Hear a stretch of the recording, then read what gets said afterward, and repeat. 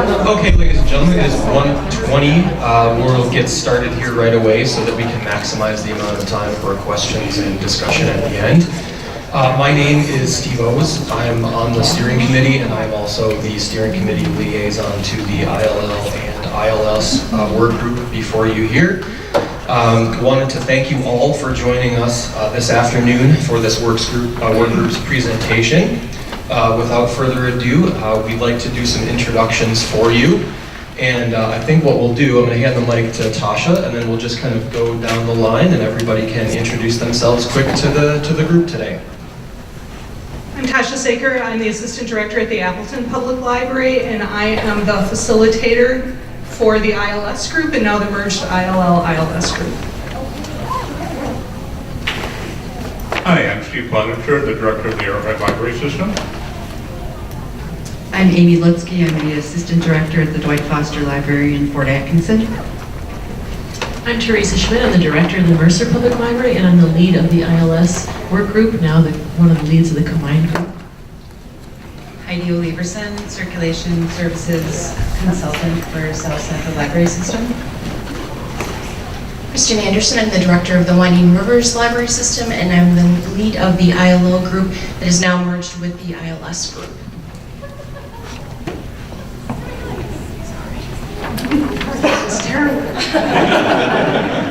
I'm Joy Pullman. I'm the coordinator of interlibrary loan lending at University of Wisconsin-Madison. Thanks for the introductions. Just a couple of opening notes. Before we get started, I just wanted to kind of share some thoughts about this presentation and the process overall.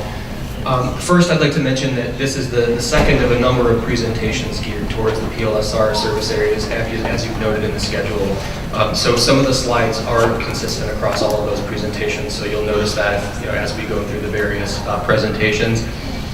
Also, please keep in mind that all of these work groups are in different places. So you're going to see different levels of comprehensiveness to the work group's content. So just keep that in mind as we go through these processes as well, or as these sessions as well.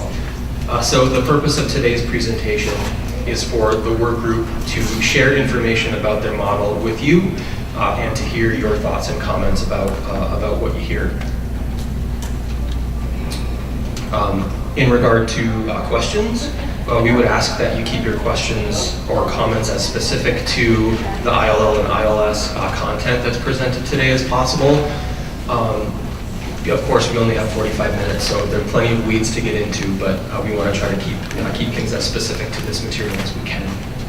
And please think about what pieces are missing from the service. What do you like about this? What do you have misgivings about? These are all things that the work group really wants to hear. And if you have more general comments or feedback, please feel free to talk to any of the steering members. There are a number of us in the audience today. Any of the work group members, you can go to the PLSR booth. There are a number of email addresses that are available for direct feedback, which you'll note at the end of the presentation. So those are just kind of some introductory notes. Some frequently asked questions. So these are a few of the frequently asked questions that work group or steering committee can't really yet answer for you. But we would like to thank you for your feedback and patience as we move through the process, as certainly as a process. Once the work groups have completed their models, steering intends to involve the community to produce recommendations to DPI as far as what should be adopted, how any changes should be implemented, etc. So just kind of wanted to talk about some steering outcomes. The job of the steering committee is to produce a final report to DPI, and we hope that will end up looking like a set of blueprints for updating models of service. And it's really intended that the final report will also include recommendations for governance, for administration, and for funding structures. Steering is going to be drawing upon, the steering committee is going to be drawing upon a number of key resources to produce its report. I'd like to talk about a few of those. The first is geared towards Chapter 43 research. There is an actual work group that is devoted to research in Chapter 43, identifying aspects related to legislation that impacts the work. They're reviewing Chapter 43 to identify sections related to the process, what might need to change based on the recommendations from the work groups. And they're also contacting other states in order to analyze how statewide library services are being represented in those other states and service structures. There's also a document called Principles of Structure. That is a document that was developed by the steering committee. They adopted a set of principles that are devoted to the structure that they recommend. It lays out that steering committee will work to guarantee the governance, administration, and funding recommendations will meet these critical standards. Those structure principles are available on the PLSR website if you'd like to see them. Also, there is a steering subcommittee that is devoted to funding and cost standards. And they are going to be looking at how different funding is allocated to fund the various system services and how the question of funding relates to this material. There is a steering subcommittee devoted to human resources aspects. Their job is to gather information about HR related issues for the steering committee. They're designed to be a resource for steering when steering has questions about various HR issues. And then, of course, a big piece, perhaps the most significant piece that steering is going to utilize to produce the report is a work group report. And that will include the recommendations of each of the individual work groups, and that's going to be given to the steering committee in March of 2018. In the next slide, we'll also cover more about what the recommendation report is going to contain as we anticipated at this time. The steering committee won't be creating these recommendations alone. The idea is that we will be involving stakeholder groups in discussions to help us figure out the best way to move forward towards some of the suggested models while still maintaining the support of the library community, which has been identified as a critical component.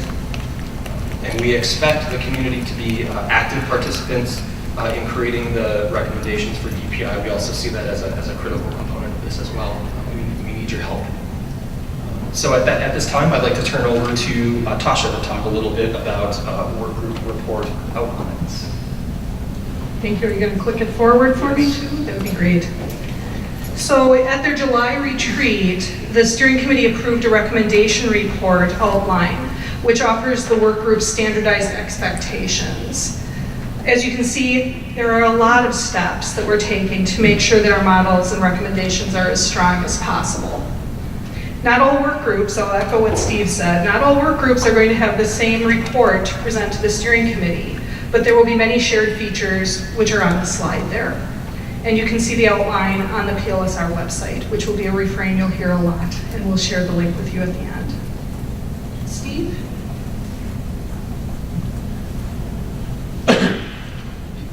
Okay, this is how the current systems are throughout the state right now. And what I'd like to talk to you about is we know what things look like now. I want to go back a little bit and talk about how we got to this point. It's not going to be a precise history of ILS consortiums in the state, but it's going to be an idea of just how things have evolved over the last few decades. So, from the late 1980s to early 90s, most libraries were moving from card catalogs to standalone ILSs. However, there were some exceptions to this. Both Milwaukee County and South Central library systems had standalone circulation systems at that time, and they would basically eventually bring up shared OPACs in 93, 94 timeframe. The OWLSnet bylaws would be signed in 1991, and Nicolay would sign those also in 95 to make the first two library system consortium. In the late 1990s, or excuse me, in the mid to late 90s, you basically had an explosion of library system telecommunications. You start having wide area networks developing along system lines. And it's not just in urban areas. Basically in southwest Wisconsin, which is a very rural area, in 1996, they launched a 56K network throughout the 5 counties out there, and that became the basis of the Met Southwest Consortium.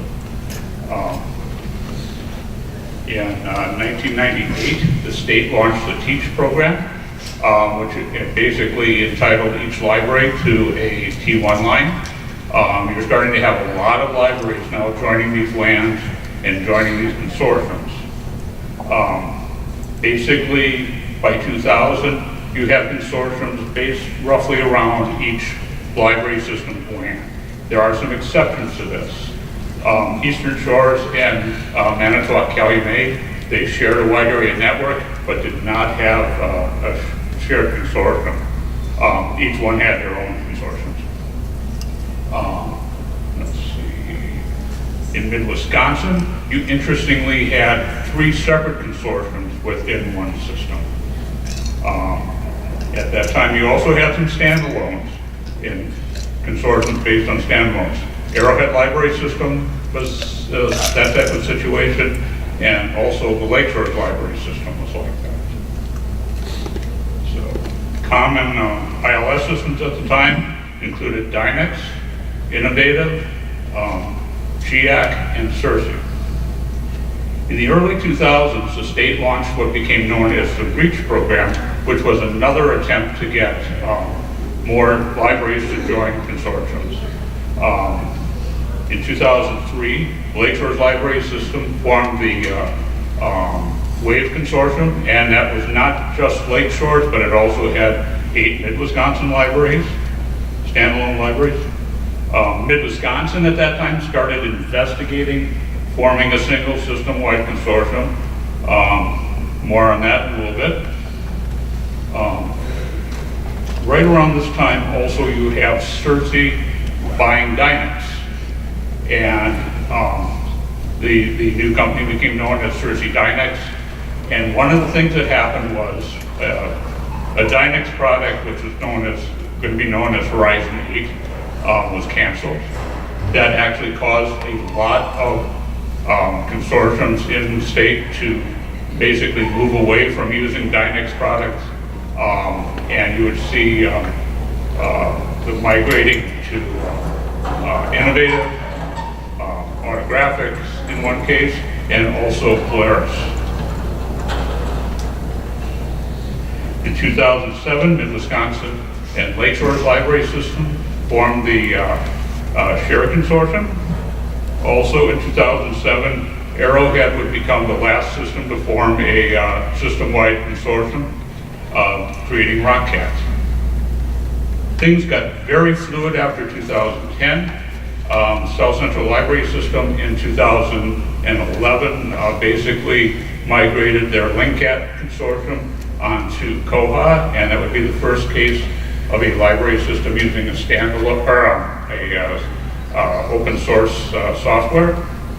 In 2013, Mid-Wisconsin decided to leave the shared consortium and form their own consortium known as TRIO. Indian Head, Northern Waters, and Wisconsin Valley investigate forming a 3 library system consortium. It didn't happen, but it did open up basically some collaboration between those 3 systems. In 2016, Jefferson County left Mid-Wisconsin and joined with the Waukesha Federated Library System, and they would form the Bridges Library System. Also, excuse me. Also at that time, the Kenosha County Library System decided to join and share. Let's see, in 2017, the remaining counties of Mid-Wisconsin decide to join Eastern Shores, and the new Monarch Library System is formed. Also in 2017, Arrowhead announces that they will join SHARE, and SHARE will become the first 3 library system consortium in the state. As far as ILL is concerned, the WSCAT Union catalog evolved in the early 90s from a microfiche-based system to a CD-ROM system running on the Brodart PAC software. In 1996, the Quill interlibrary loan software was implemented. WSCAT would stay very much a CD-ROM-based system through into the late 90s when it moved online. You had the what became known as the interim client, the client. They were still Brodart products, and they were still using Quill mainly for the interlibrary loan part of it.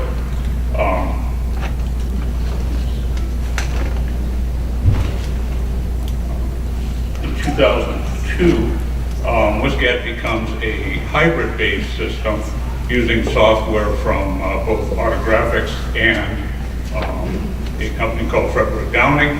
The new cataloging system, or the new ILL system would become known as VDX, and that would run till about, actually till about 2007. During this time, you had several systems move on to, from WSCAT over to OCLC. You have patron-initiated polls starting in 2004, and you also have the the use of the Z39.50 protocol and to form what became known as the Z catalog in WSCAT. VDX is replaced in 2007 by a autographic system known as Agent, and that in turn would be replaced in 2014 by Ferret. So where are we now? We have 40 separate ILSs in the state, which include 27 standalones. Patrons living near border areas need multiple cards to access different libraries. Interface is different for each ILS consortium. ILS policies differ greatly between libraries and systems, and patrons can only easily view items in their own specific ILS. As far as ILL is concerned, staff in each system handles ILLs. Different systems are used in different library systems, WSCAT or OCLC. ILL is used to get items from neighboring library systems. And items are often treated specially, even if they're in-state. You're looking at things like different return rules, separate ILL barcodes. It's making a little clunky type of a system.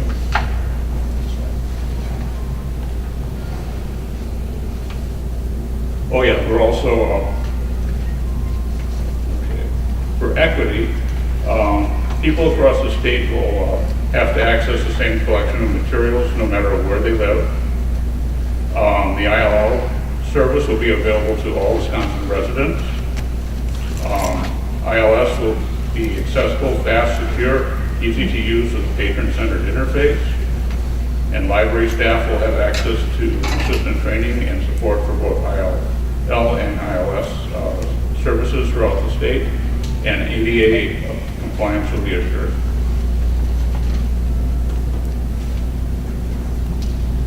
Okay, so where we are with ILS right now, thank you, where we are with ILS right now, we have talked about this for a very long time, and we've looked at it from a number of different perspectives, and just last week we released a package of documents to a review panel that included SIRLAW.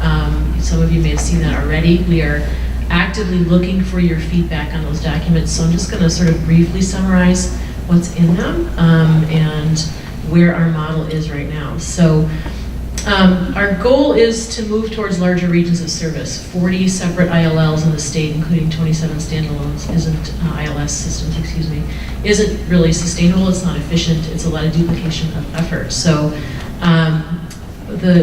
after looking at what's happening in other states and looking at what has worked and what hasn't in other places, as well as what we've looked at in the past here in Wisconsin, some of the things that Steve just talked about, our work group has settled on a model that includes a discovery platform that will enable patrons to have access to all the materials in public libraries in the state as much as possible.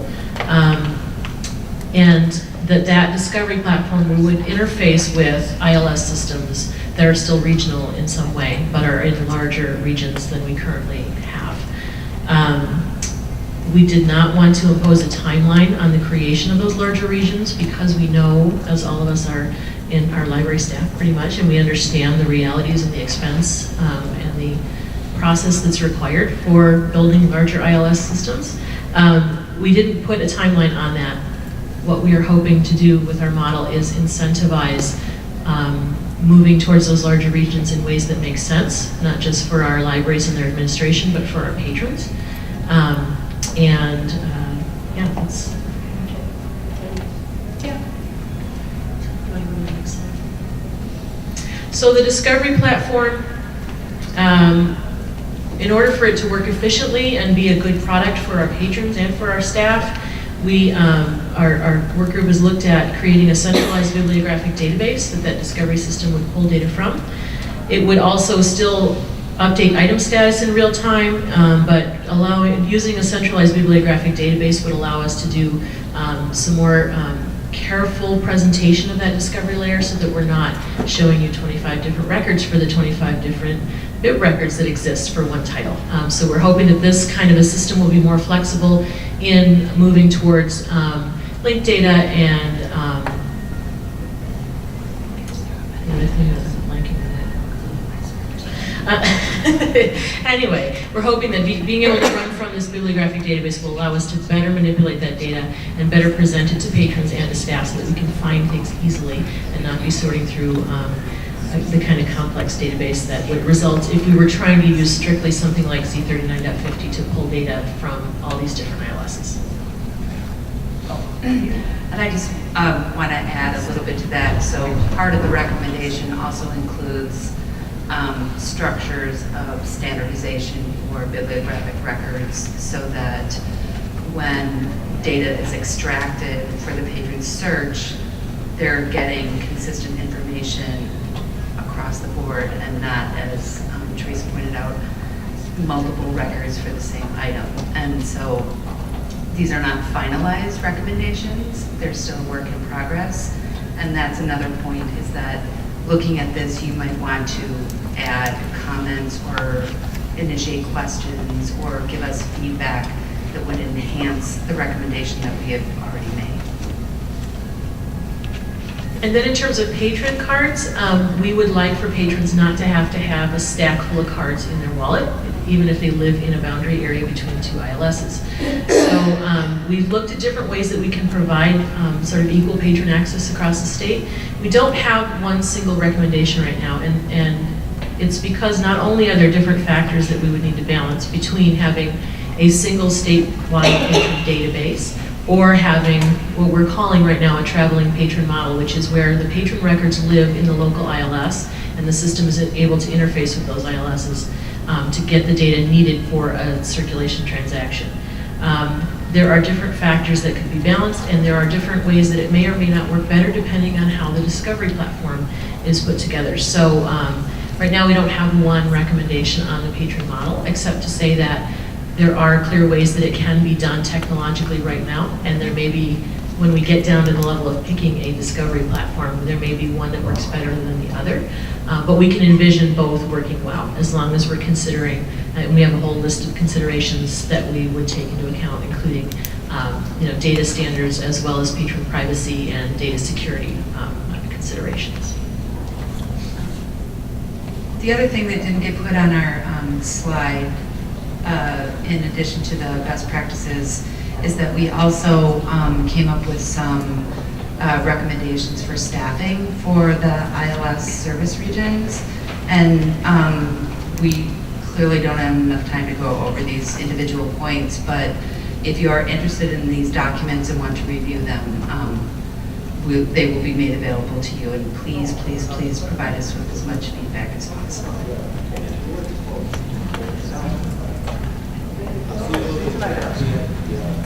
Okay, as our work group progressed through our work, we felt it was very important to define a distinction between ILL and ILS in our model, particularly after we merged together. And this was not just for the benefit of our own work group, but also for the benefit of the review panel and everyone that we would be receiving feedback from. So simply, any loan requests filled via the statewide discovery layer and the regional ILS systems will be done as a standard circulation transaction, and it won't be an ILL transaction. Any loan request that is not able to be filled via the statewide discovery layer will be an ILL request either within the state of Wisconsin or outside. And since the discovery layer can really only handle loan requests, the copying of articles or book chapters would need to be supplied via interlibrary loan, either inside or outside the state. All right, so Joy mentioned that the discovery layer is going to change the way ILLs work currently in the state. So this will likely require a new ILL support structure, and we're looking at 3 levels of support for ILL requests. So the first layer would be the local library. This would be where the requests are received and managed. This is where the requests would also be mediated. There would also need to be regional support centers and state support centers, and we'll go over the specific requirements of those centers now.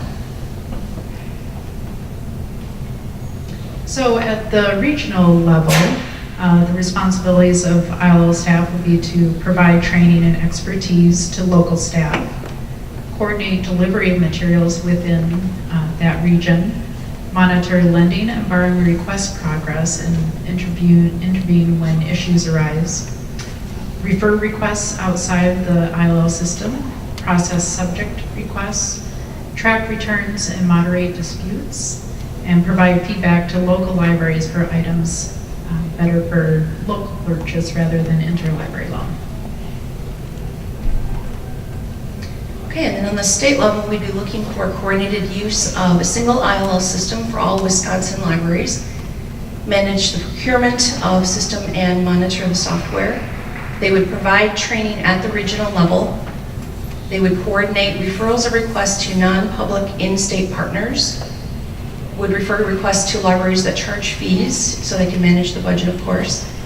They would monitor regions and provide support to those regional offices, act as a clearinghouse for referring requests out of state, and maintain cooperative relationships with regional sharing consortia.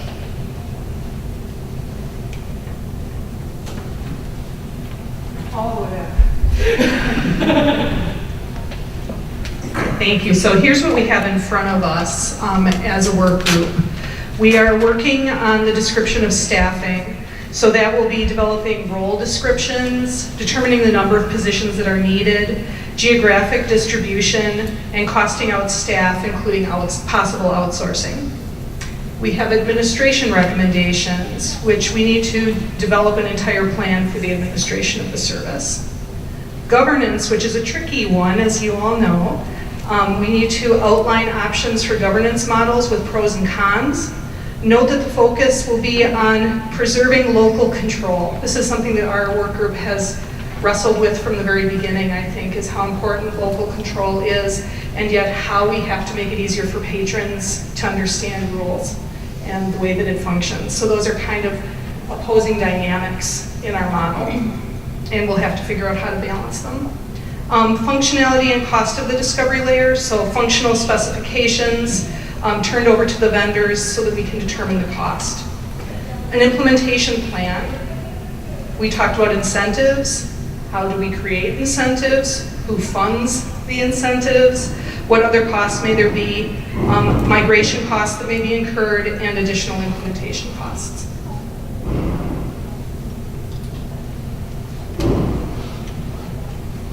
So we have some work to do in refining our recommendations. We shared, as was mentioned earlier, documents early this month with SIR and the review panel. And that includes the executive summary, why our model was chosen, the best practices, the patron access model recommendations, the privacy considerations, the help center, and the discovery layer. Input will be incorporated into our model in November, and then there are going to be more documents about the model to come. So these are ways that you can follow along with what's going on and provide us with the feedback. I'll just go through them and then you can click on that for me, Steve. So the project's website is simply plsr.info. You can sign up for the blog. You can use the contact form for general feedback, specific work groups, or the steering committee. There is a calendar of events with dates of upcoming steering committee and work group meetings. And the agendas, the notes, and recordings are posted for work group meetings and blog posts too. There is an email for project managers, plsrprojects@wills.org, and the email for the steering committee at plsr.info. And Steve, can you click on that link so that we can show everybody what that looks like?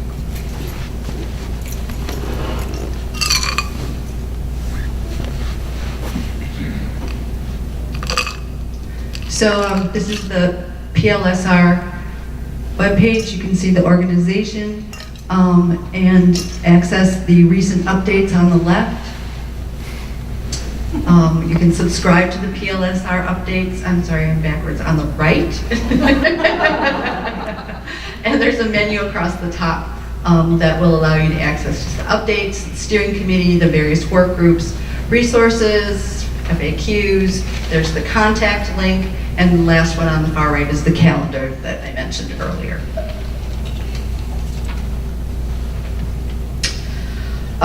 It's updated on a regular basis, often multiple times a week. This is where you can learn about the project background, know when the upcoming meetings are taking place, and review documents produced by the steering committee and the work groups. And in particular, you can subscribe, as I said, to the blog, and a daily digest of updates will be sent to your inbox. This blog will be used for updates on the project and to announce additions to the work group sites. The contact form can be used for general questions that might be answered by the project managers or the steering committee, or questions can be directed to specific work group leadership. The calendar has steering committee and work group meetings posted, as well as events such as Q&A sessions and regional meetings. And each work group has a web page on which agendas, minutes, recordings, and important project documents are and will continue to be posted. Like a jack in the box keep popping out of nowhere. So now is the time we wanted to leave enough time for you guys to ask questions about our model, and I may pass the mic away. Yes. Vicki Tillery from the Central Library System, and first of all, thank you all. This is a lot. How about we do this? Sorry, thank you all. I know this is a lot of work, and I really like the concepts that you've come up with.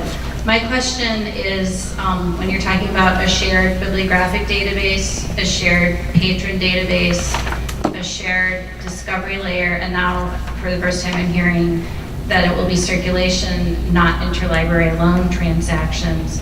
What's the difference between this and a statewide ILS? I mean, it almost feels like what you're describing is a statewide ILS.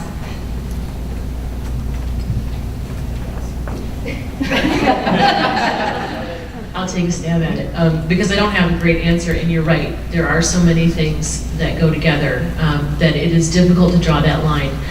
The reason that we are not proposing one statewide ILS is because we have observed what has happened in other states when they tried to implement that. What happens is the wealthier libraries opt out, and the libraries, the smaller libraries tend to remain. This isn't universally true, but we've seen this in a number of states. And the patrons do not win in that scenario, because access to the largest and most, the largest with the most resources is denied to patrons in smaller places or places that are less well-funded. And so, yes, by combining a bibliographic database, by combining a patron database, we are creating systems that unite the state.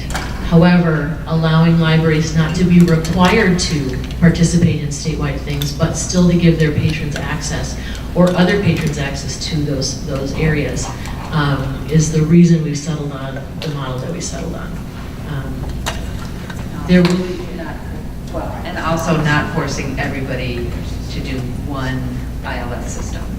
So the idea behind the discovery layer was to have a platform that would accept data from every ILS out there and give libraries the time, the opportunity, and the desire to migrate either with another system or remain standalone but get a different software, but take their time and have control over how they do it and when they do it.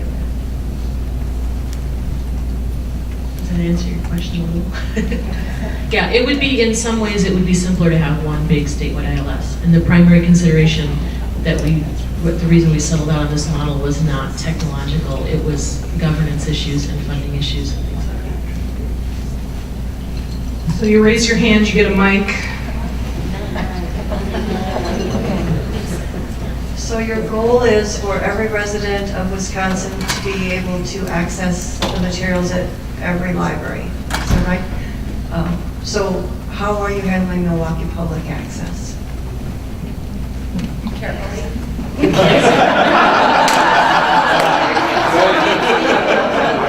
We used to say it's early in the process.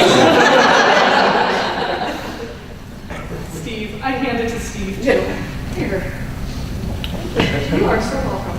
Well, I'm part of the Milwaukee County Federated Libraries. And I'm also on this committee, and we're bought in. I mean, we want to see this succeed. And it's really, you focus on the patrons and what their best interests are. How can you go wrong? So we'll see how this works out. We don't have all the answers quite yet. But as a system, we want to participate in this process. So I think, I can't speak for everybody. But as far as the system goes, that's the way we're looking at it.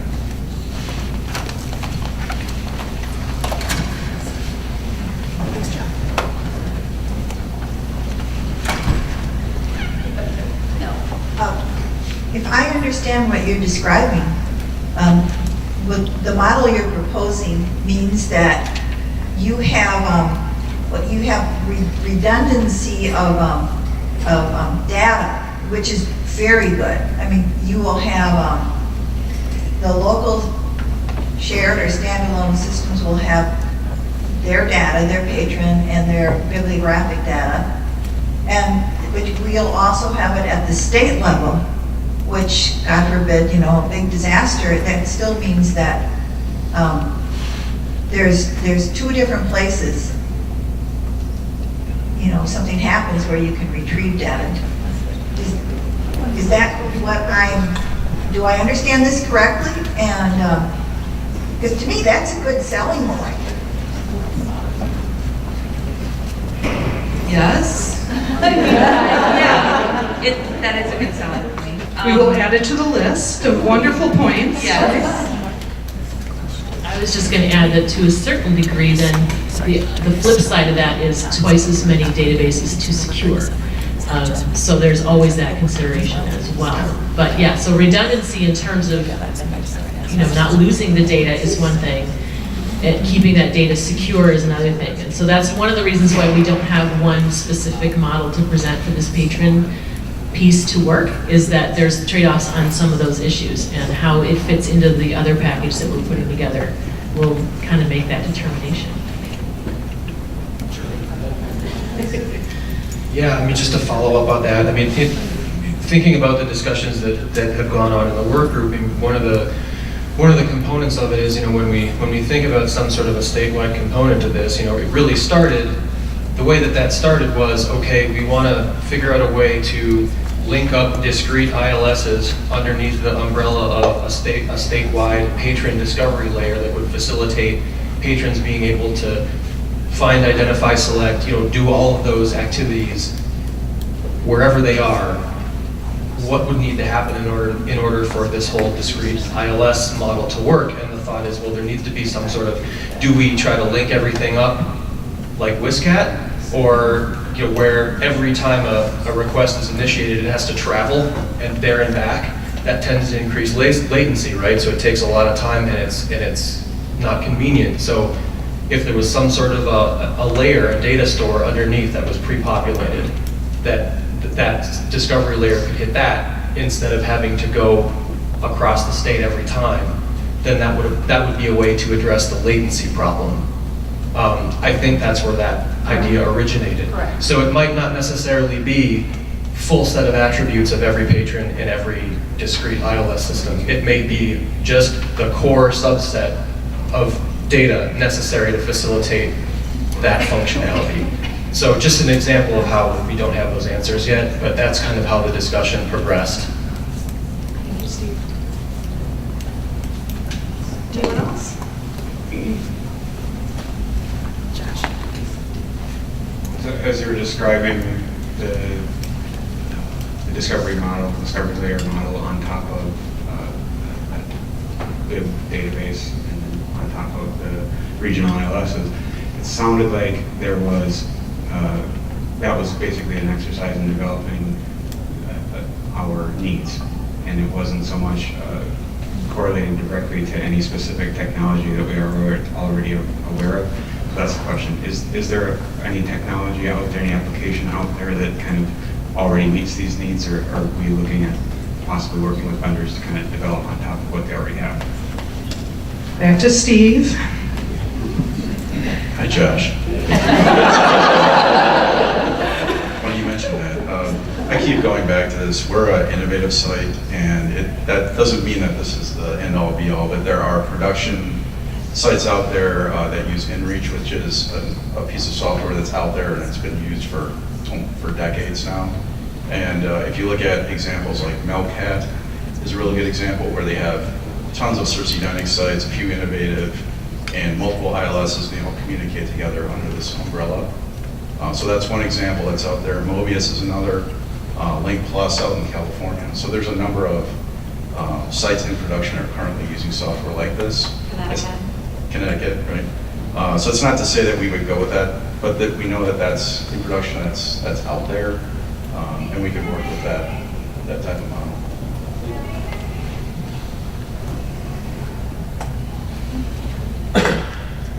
So I am a standalone library, and for the discovery layer, are you hoping to incorporate just the main region ILSs, or also to try and incorporate the small ILSs?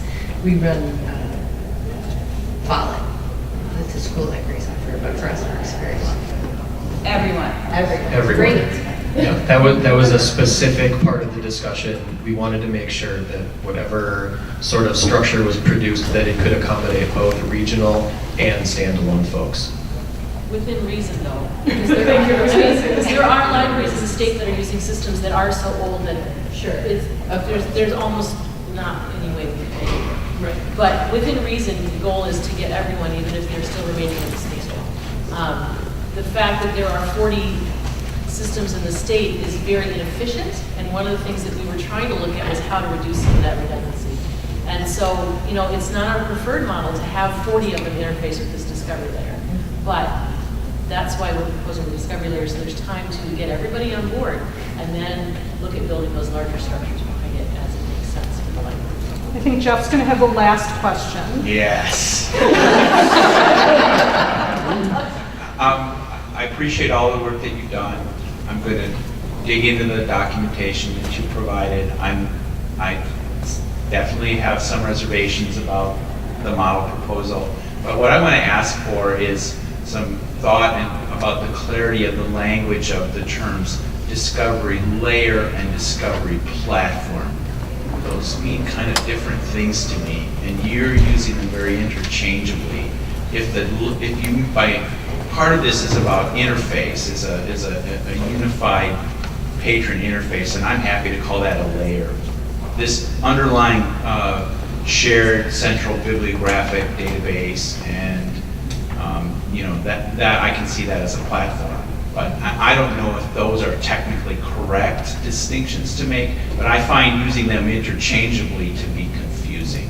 So I just would suggest that you at least define those, what those terms mean to you, and document that. Thank you. Not even a tough question. Worked out in the end. Thanks. So I think we've run out of time. Steph's been signaling me. Thank you all for coming. We appreciate it.